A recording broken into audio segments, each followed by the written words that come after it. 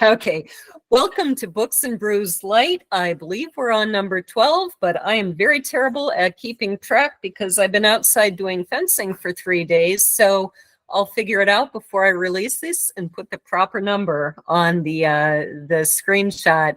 So welcome. And Anne, you write under Anne Ford, is that correct? I actually write under my own name, which is Oh, okay. Anne-Marie Amiel. Okay, I should have asked how to pronounce that. Welcome. Tell our listeners something about yourself. Well, thank you. I'm very happy to be here. The idea of books and brews just sounds perfect. I am English, as you may have gathered, but I live in Columbus, Georgia, in the United States right now, have done for some years. I served in the Women's Royal Naval Service before I went to law school, and then I was brought over to America by an international company, and I've been here ever since. I like to tell people it's the second British invasion, and we're doing it quietly. I love it. But you came here by way of New Zealand, right? I graduated high school in New Zealand, yes. Okay. My mother took me there when I was 10 years old, and we left shortly after I graduated high school 5 years later, but it's a beautiful country. I would love to see it someday. I think Lord of the Rings was filmed there, wasn't it? Oh, it was. I recognized a lot of the shots. That is so neat. My sister was actually at Anwick Castle, or I'm Annick Castle, when Harry Potter was filmed there. And so that was an interesting experience to hear about, having a film crew around. And so what did you do in the women's Royal Naval Service? We were called Wrens because of the initials, but that has now been folded into the Royal Navy, so it's just one unit now. I was in communications, so I did coding, decoding, handling messages from ships at sea and things like that. Okay, that sounds like a fascinating experience that would make a great book, because to most of us, most people today aren't going to really remember that it used to be separate like that. And as soon as you said Wrens, I remembered that. And so before I forget, what are you drinking today? I'm drinking Lady Grey tea. Since you write cozy mysteries, I thought this was hot coffee curled up with the cozy mystery is perfect. And of course, I do love the mug. All I need is my dog and a good book. And I don't really care for the picture, and I don't care for the fact that that is not an Irish wool found on the mug, which is what my dog is. But I do like the saying, so it seemed just perfect for your book today. So a little bit about your book. Actually, you have several. Tell us about all of them. What a segue. My new book is actually, most of my books have been set in medieval England, but I have changed it up a little bit for the newest one. It's set here in Columbus, Georgia, and it's a murder mystery where the ghost of Edwin Booth helps them solve the murder. He did actually play the Springer Opera House here in Columbus, so it's entirely possible, and he is supposed to haunt the theater. So there really was an Edwin Booth. Yes, yes. When in all these years, and I've been to Ford's Theater, I know all about John Wilkes Booth. I never knew he had a brother until I read about your book. He had two, but Edwin was fiercely for the Union. So that must have led to some pretty interesting dinners. So yes, and in fact, it's a true tale that he actually saved Abraham Lincoln's son. Right before the war, his son had fallen onto train tracks, and Edwin Booth jumped down and saved him. So yeah, That's amazing. He was an interesting character. I think I know so much, but the more I learn, the more I always realize none of us can know even a tiny little fraction. But I'm You're right. That I didn't know about him, because I know a fair amount about the Civil War, but I never heard of Edwin Booth. He was their father, Junius Booth, was a very, very famous actor, and of course both John Wilkes Booth and Edwin took after him. Edwin Booth was a very well known actor, and he was very famous for playing Hamlet. And the start of my book is basically a revival of the Edwin Booth Hamlet that played in the Springer in 1876. So I have a paranormal research team and a couple of detectives who are the main human protagonists in the book.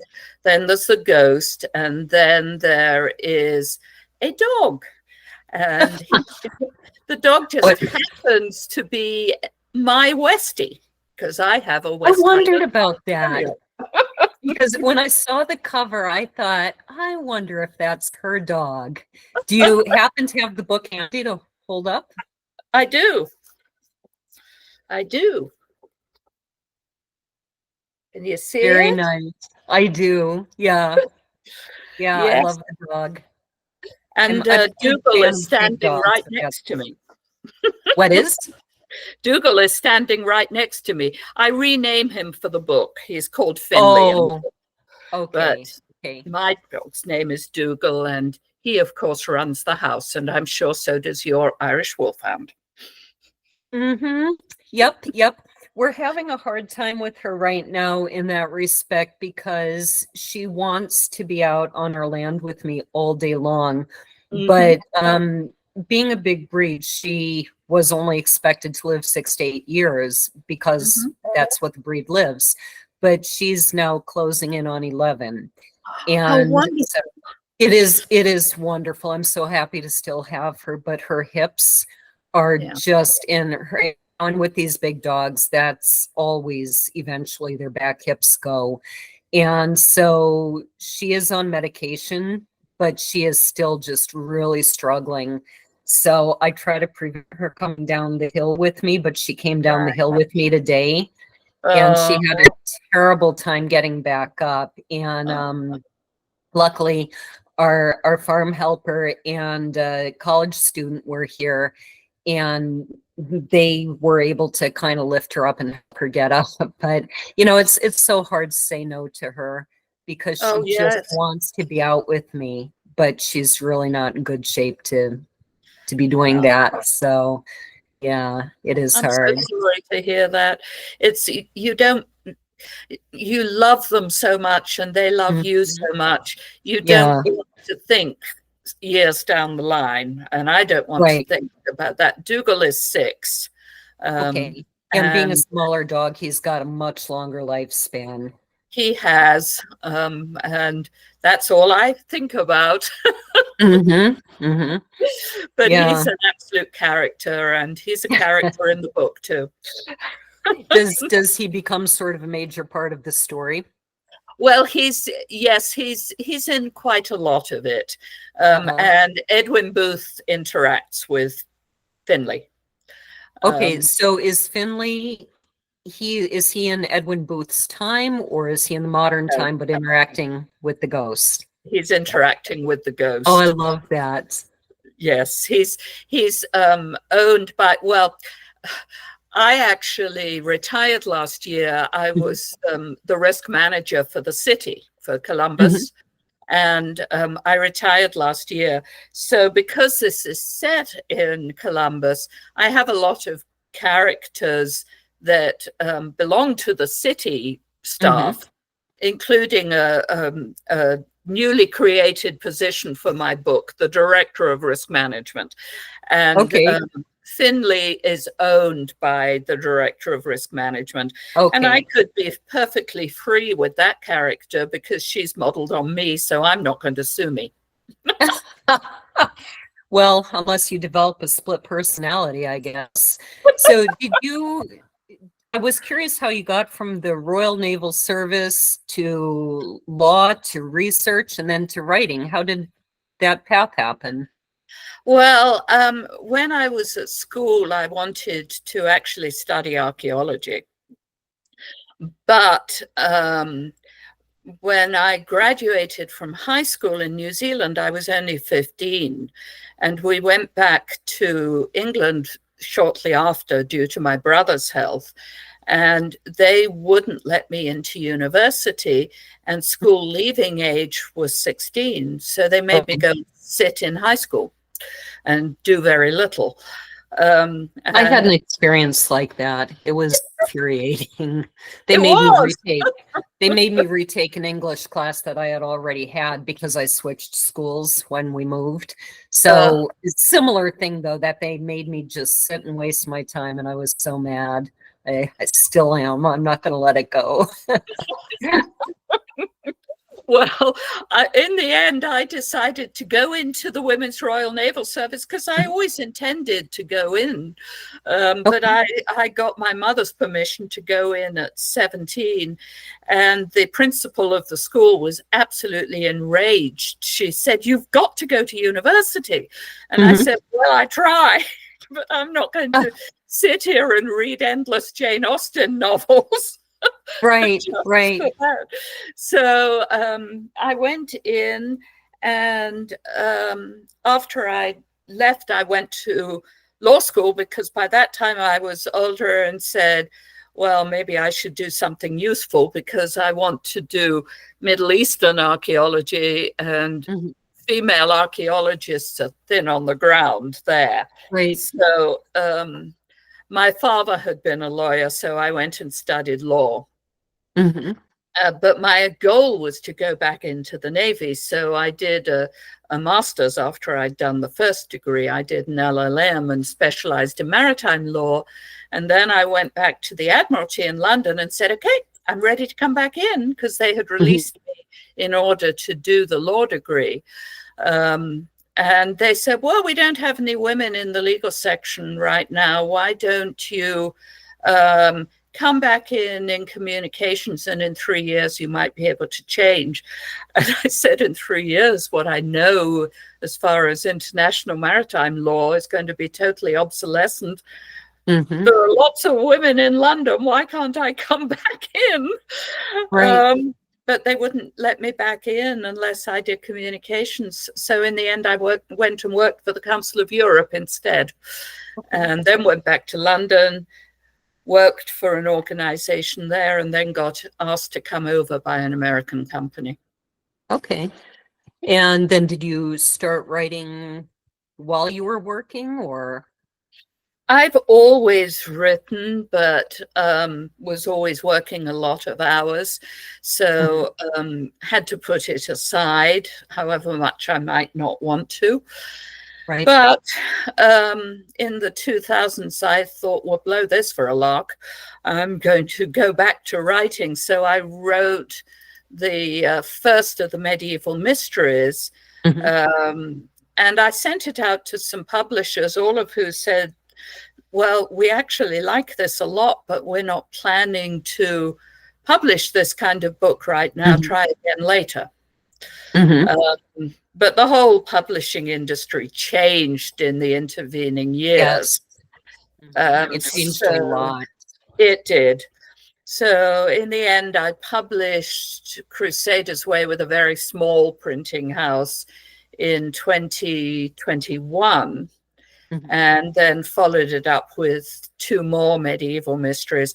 And I will return to that series, but it's very labor intensive in terms of research. If you want to be accurate. Right. My books are set in 1314 Scotland, well, 1314 to about 1319. And when I started, strangely enough, I ended up there because I'm a trombone player, not because I have Scottish heritage. And I'm not going to ask. That makes no sense. It's a long story, which I've told in plenty of interviews, so people can find that. But when I started writing, I had in mind Mel Gibson, you know, Freedom, Braveheart. And so I put everybody in kilts, started doing my research, and went, oh, kilts didn't come in till several hundred years later. I mean, I knew nothing. I had assumed that Mel Gibson did his historical research and that his movie was historically accurate. No, blue paint was centuries before, kilts were centuries after. So yes, I get the research. It's very labor intensive, but fun. Come, baby. Dougal's trying to tell me to move, and I'm saying you can come up on my lap, but I'm not moving. Well, get him to say hello on the camera. Okay, come here, Dougal. There we go. Oh, isn't he adorable? He is adorable, if I do say so myself. Hi, Dougal. Hi, Dougal. Is he waving? Yeah, well, he's saying, "Who is that, Mummy?" Right. He's probably just wanting a treat. Oh yes, he is an absolute treat hound. Yeah, ours gets her hot dogs every day because the vet told us she needed more meat and protein. So, and then we stick the pills inside there. So, do you have a reading ready for us? I do. I absolutely do. Get down, baby. Okay, so this is from Haunting Justice, which is the title of the book. And the first part is the prologue.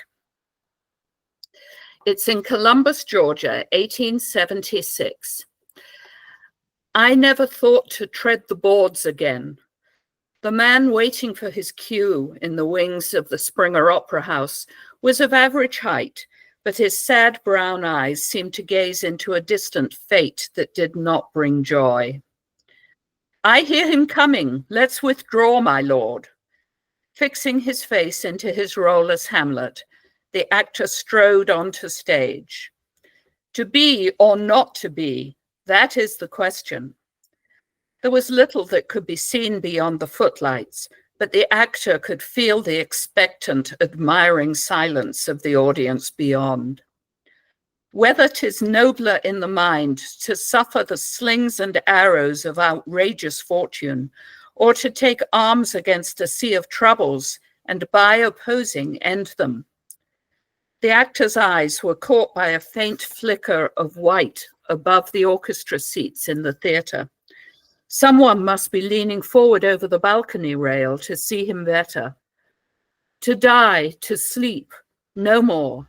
And by a sleep we say we end the heartache and the thousand natural shocks that flesh is heir to. A scream broke apart the actor's soliloquy.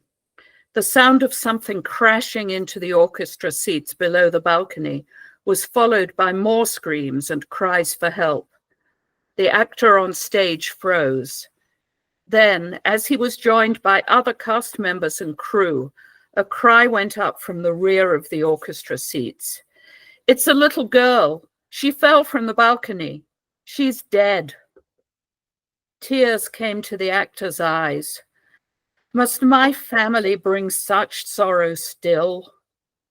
Edwin Booth bowed his head and prayed. Chapter 1, Columbus, Georgia, present day. A hit, a very palpable hit. The rehearsal had gone well thus far, and the cast was looking forward to finishing going through the last scene of the play so they could take some time to rest before this evening's opening night. It was not to be. Barry, shouted the director, Justin Wenzel. Remember the staging. You do not walk to the front of the stage to say your line. You remain stage right. Barry Wildman, well aware that his minor role as Osric did not require him to deliver any line center stage, pouted. Barry was a 52-year-old man, short and round with a bald head and wet gray eyes that rarely smiled. Now, casting a malevolent look at the director, he retreated. Justin cared little about Barry's ill will. All he cared about was the play and the opportunity it might present to return to New York. A tall, thin man with dark, almost black eyes and brown hair. His nervous habit of running his fingers through his hair when frustrated was on full display as the dress rehearsal proceeded. An hour later, having rerun several scenes to Justin's eventual satisfaction, the players returned to their dressing rooms and changed back into street clothes. "I think that went pretty well," said Richard Wellborn, walking into his wife's dressing room. A tall man with lush grey hair and piercing dark eyes, he looked fondly at Susan Lincoln. Playing Claudius to her Gertrude enabled the couple to be together, something that they both enjoyed. "It wasn't too bad," Susan replied as she removed her makeup. "The tension between Justin and Barry doesn't make for the best atmosphere, though." Her silver-white mane, curly from its regrowth after treatment for cancer, gleamed as she raised her head to look at her husband. "That man is a toad." Susan couldn't hold back the smile that came to her lips at the tone of disgust in her husband's voice. Richard's face eased at the sight of his wife's smile. He put his arm around her and said, "When you're ready, let's go have lunch at that wonderful Italian restaurant we discovered the other night." "That would be fantastic," said Susan, turning back to the mirror. "Who cares if I can't fit into my costume by the end of the run?" I like that. And you said this is all historically based. Did a little girl really fall? That's the legend. There's supposed to be the ghost of a little girl who fell from the balcony. They don't know who she is. They don't know how she fell. But of course, my book proposes a name, answer. And yes. Is there a legend that the Booth family brought ill fortune?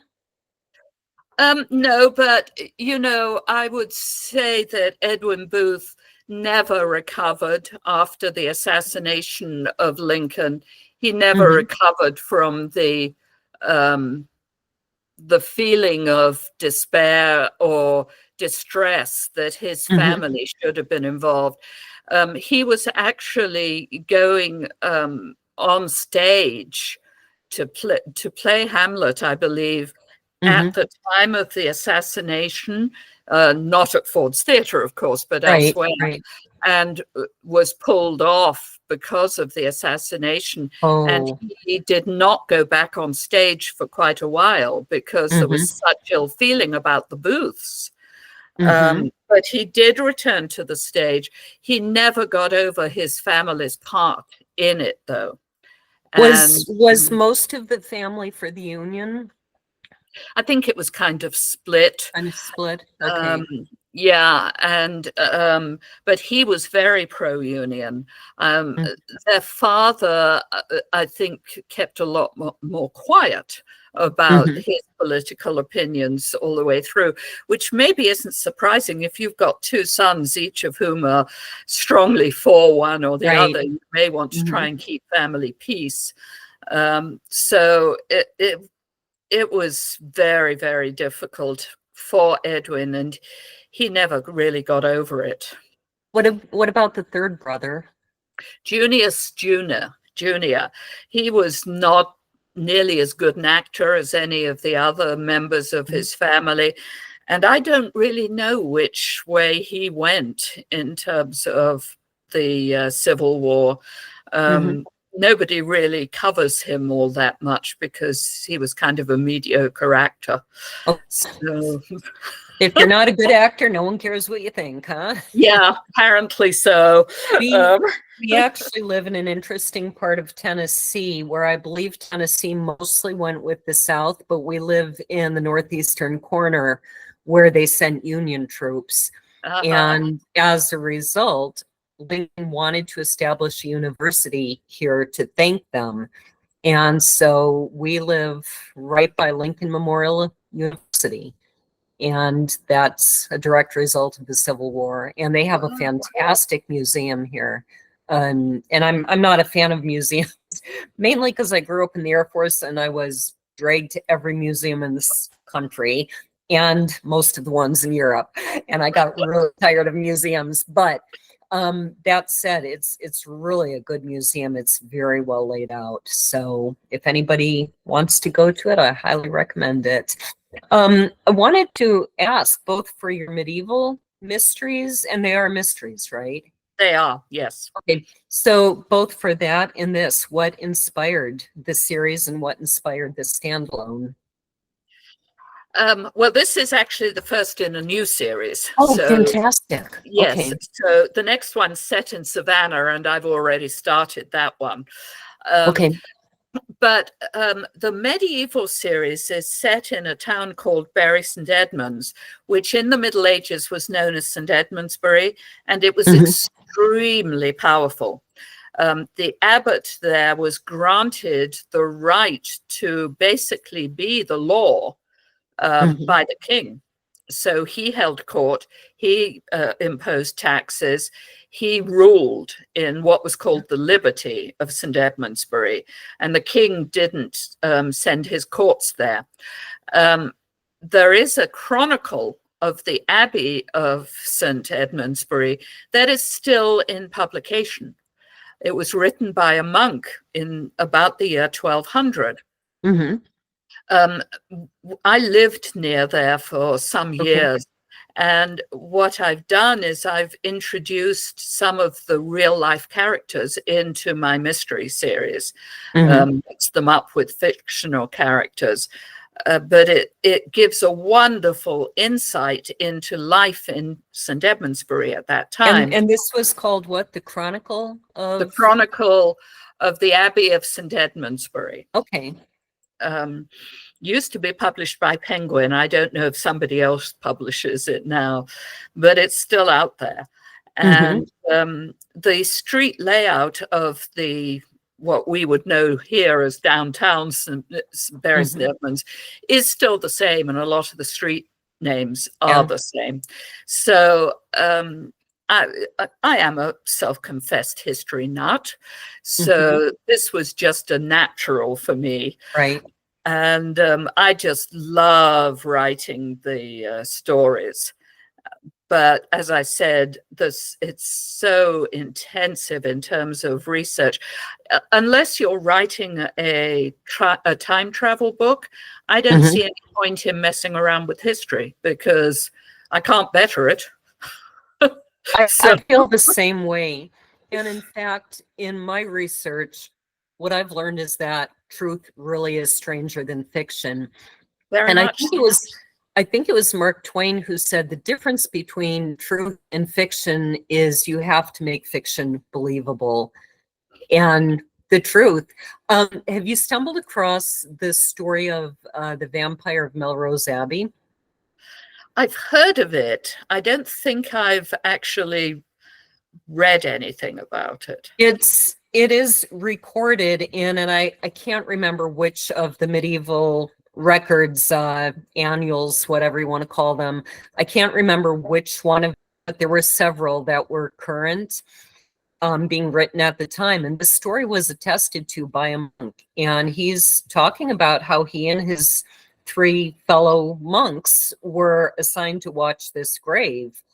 And the guy did come up, and he was known to, and it's a fascinating story, not only because it's told by a priest in what is a historical chronicle, but it led me into other research, and I found out there are stories of vampire-like creatures in virtually every culture throughout history. And it's one of those things that makes you say, we don't want to believe in this, but it's kind of hard to explain logically how every single culture is saying this exists. It happened, and a historical chronicle told by a monk saying this happened.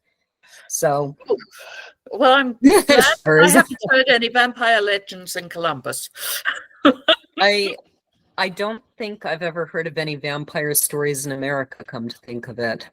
But, I have. Have you? Yes. I think in Kentucky. Okay. I'm not going to, don't I'm not taking a Bible oath on that, but I think so. And I'll have New to look at England, yes. Yeah. But I just have ghosts. I'm not going to have vampires, and I'm not going to have aliens. I'm just going to have ghosts. So what inspired the current book, the series? Well, I do actually. I mean, I think that ghosts are interesting in and of themselves. I've had a few experiences myself. And in fact, what I'm doing right now is writing a series of Kindle short reads to introduce some of the characters in the paranormal research team. And the first one is set in Arundel Castle in England with Queen Matilda, Empress Matilda, and Sharon Bennett Connolly. I was just searching for the name. I was about to say, I know we talked about not that long ago about her. Yes. Well, I actually saw her in Arundel Castle when I was a child. You saw the ghost? Yes. Oh, so, wow. And I didn't realize she was a ghost until I went and asked a tour guide, and he said, "Oh, you must have seen Queen Matilda." But it's interesting, if you look at Arundel Castle's ghost stories now, they don't mention her. Which I wonder why. Interesting. Yes, I don't know. You know, that's it. I have a picture that I took. I don't know if you're familiar with Lacranza Castle in Scotland. It's on the Isle of Arran. I think I have that right. It's been a long time. And it's ruins for those who don't know it. But you can't go in. So I kind of leaned over and took a picture looking up the stairs. It was just stairs. When I looked at the picture on my computer, there's very clearly a human figure, kind of smoky human figure. And I know I posted that on Facebook, but I can't find it now. So I hope someday I will. It's a fascinating picture, especially knowing I saw nothing of the sort. That's wonderful. Yes, it's fascinating to me. Yeah. But I also thought, if I'm going to take a break from my medieval series, historical mystery readers are a very specific genre group. So I thought, okay, I'm going to write something modern day, but I always write mysteries. So I'm going to hit 3 categories of readers: mysteries, ghosts, and dogs. And I've got a lot of people in those groups. Yeah. Yeah. No, I think that's a great combination. Writing mysteries, to me, I'm actually starting I shouldn't say I'm starting my Ivy League mysteries series. I have 5 books and it started. One of them basically just needs a couple proofreadings. A second one largely done, and then the next 3 barely started. But it's very different to me from writing a novel. And I think there's similarities. You still have to lay clues to what's going to happen. You still have to, play a little bit of misdirecting so the reader doesn't go, I know it's going to happen, whether it's romance or whatever. But I do think that writing mysteries is a very specific skill. I don't want to offend other writers by saying it's a higher level of skills, but I think you need to keep track of a lot of the clues, of the red herrings, of knowing in your mind what happened, but not making it too obvious to the reader. Do you have any amazing tips for dealing with all of that? I don't know if they're amazing, but but they're tips. My way of working is I always write biographies of my characters before I ever do anything else, so that when I get to putting fingers to keys, you can't say pen to paper anymore. Right. Then I know how the characters are going to act, which helps the flow, and flow is important whatever you're writing. Right. Then I write a very full outline. Not everybody does, but I find that works best for me. And particularly with mysteries, And with this ghost mystery, I've basically got 2 mysteries running side by side. So I'm writing 2 mystery books at the same time. So it's very important that I have an outline that enables me to make sure I'm being fair to the reader, because you want the reader to have a chance at guessing the solution, but you don't want to telegraph it. So, and you can't put so many red herrings that you forget to put the real clues. Right. So I do write a very full outline. And then when I, sometimes when you go through, when you're writing it, the outline changes because you realize your characters would act differently. So then I always make a note if I've changed something, or I've put an extra red herring in, or I've put an extra clue in. I put a note on against the outline so that I don't leave any loose threads at the end. And that's a very good idea. Also very important, because it's infuriating if you get to the end of a mystery and there are loose threads. Yes. And I always, like in that process when I was writing my time travel novels too, I feel like I'm wrestling a 12-armed octopus, because, you know, you get one tentacle under control and go back and reread and like, oh my gosh, I changed that and I forgot to account for it later. And it can be very difficult. And I think with mysteries, I found that with my time travel series, I pretty much just sat and wrote, let the characters, and I feel like I was writing. I almost felt like I was just recording and they were acting and appearing when they wanted to and so on. But with the mystery, I do find that I sit down and I outline and I write a list of, here are all the potential suspects. Here's why they're a suspect. Here's what really happened, but here's why she thinks they're guilty. And then I start creating the outline based around that.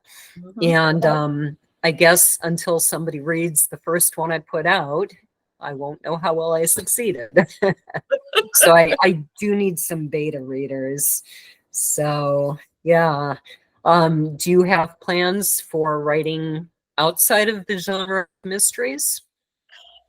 Well, I mean, I've done some non-fiction legal related ones. I wrote some legal things for Cobblestone, but I think as far as writing fiction's concerned, I love mysteries. I don't read romance, so I'm not going to write it. I don't think I've got a Tolstoy novel in me, so I'm going to I think I'll stick with mysteries. But, you know, you can do so many different kinds of mysteries, as evidenced by these 2 series. I mean, you know, medieval England and present day Columbus, Georgia is very different. Very different. I'm just curious, are your medieval mysteries kind of along the veins of Brother Cadwell? Did I say that right? Okay, they're Brother a little Cadfael. bit like that. Yeah, a lot of the people. My main characters are not monks. You know, they are characters in there, but a lot of the people who've read my medieval ones say, you remind me of Brother Cadfael mysteries. Okay, and there are so many people who love that. So I think that's great that, you know, Brother Cadfael isn't being written anymore. So it's great that you're filling that in.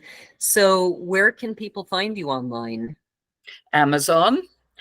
Okay, and your website? And I have a website. It's AnneMarieAmiel.com.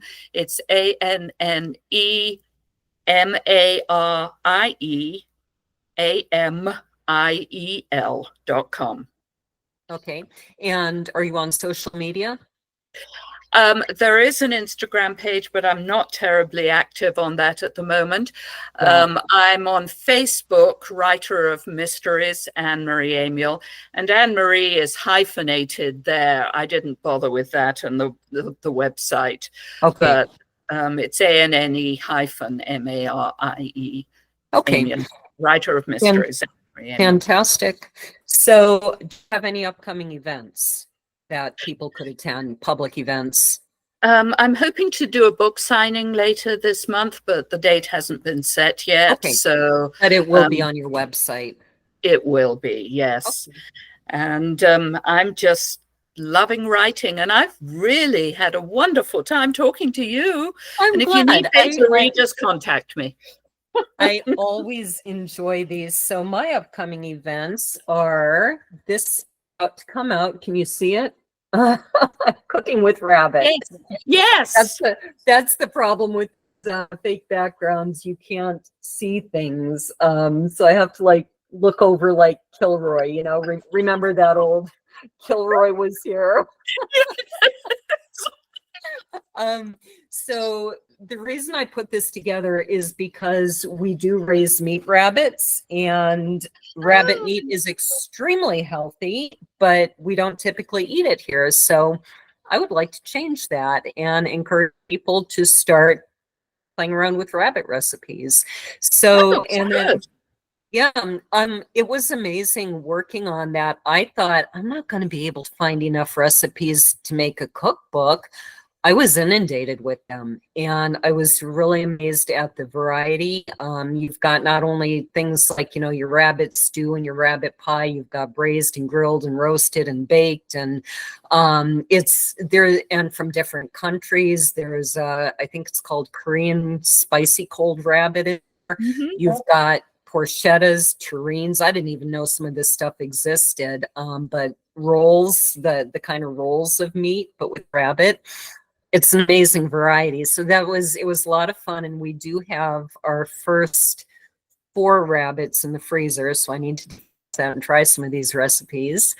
And then I will be at the Southern Festival of Books in Nashville on October 26th and 27th. You can find me at booksandbrews.net, lauravosica.com, and our sponsor at gabrielshornpress.com. And they are still accepting for another couple of weeks new poems in traditional forms for their 5th and 6th anthologies. So that concludes another wonderful episode. So cheers.